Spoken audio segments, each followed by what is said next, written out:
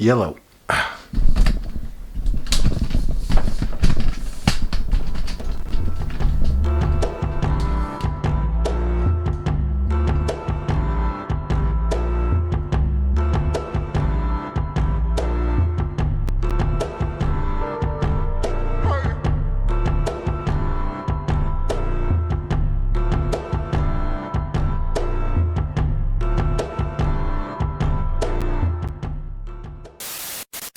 So, week 1 of permanent peace done. I'm putting myself through the course so I can understand what it's like to go through it if I'm demanding too much and so on and so forth.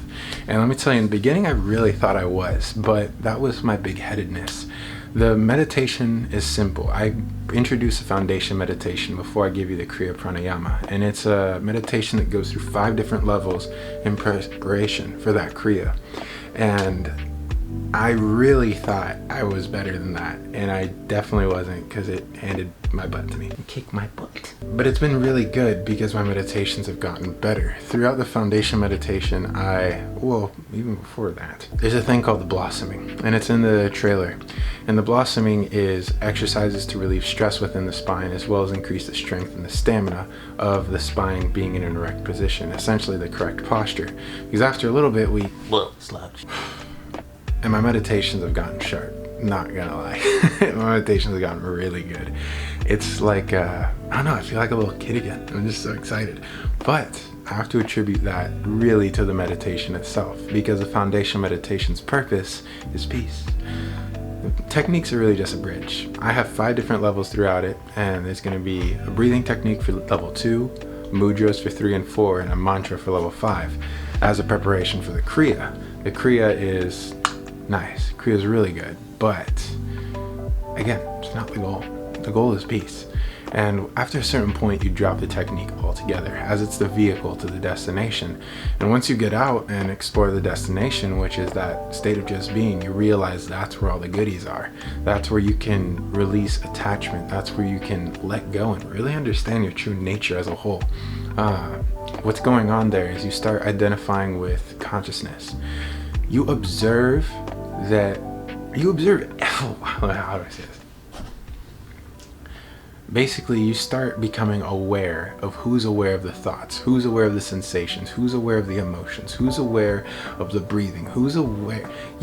The meditation itself of sitting, doing the mantras, the mudra, is essentially just for your ego.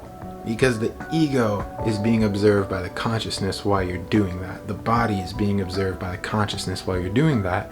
And after you reach a certain state of stillness, a certain state of peace, it's very easy to just become aware of who's watching, become aware of who's aware. And so you kind of turn the mind inside out, into itself in a way.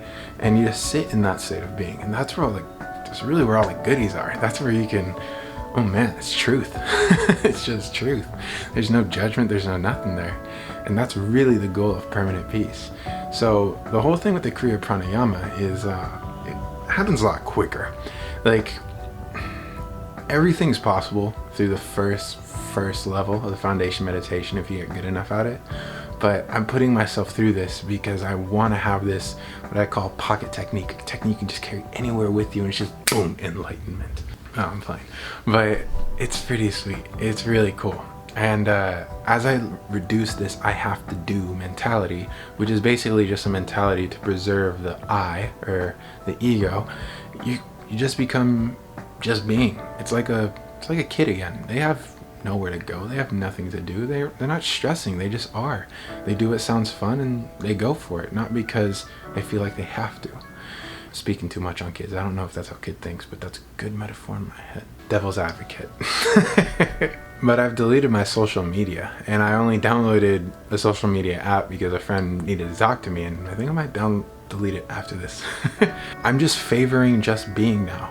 I don't like all these things that make me feel like I have to do things, because it interrupts my peace.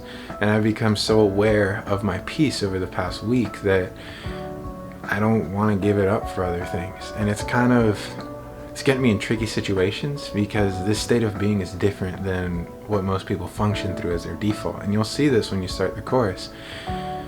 Suddenly, you're so calm that you make other people uncomfortable, because you're so still that they're the only thing moving. So they're the only thing that they can be aware of. And after a point, you can kind of get on their nerves. But that's where balance comes in. Because if you're silent, if you're truly silent, you just are, and you're content with that, then they're the only ones that have to go through the emotional roller coaster, really.